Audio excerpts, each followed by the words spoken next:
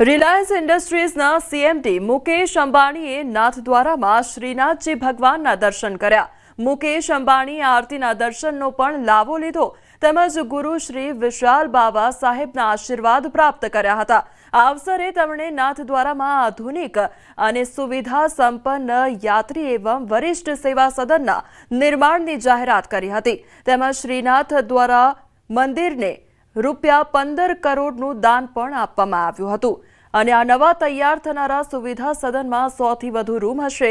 તેમાં 24 કલાક કાર્યરત મેડિકલ યુનિટ, નર્સિંગ અને ફિઝિયોથેરાપી સેવાઓ, સત્સંગ અને પ્રવચન હોલ તેમજ પુષ્ટિમાર્ગીય થાળ પ્રસાદ પ્રણાલી પર આધારિત પરંપરાગત ભોજનાલયનો સમાવેશ થશે।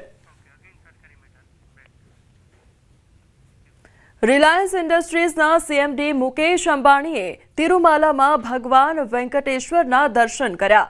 અન્ન પ્રસાદમ ટ્રસ્ટને સમર્પિત એક આધુનિક અને અદ્યતન રસોડાના નિર્માણની જાહેરાત કરી। આ રસોડામાં દરરોજ લગભગ 2 લાખથી વધુ ભક્તો પ્રસાદ ભોજન લઈ શકશે।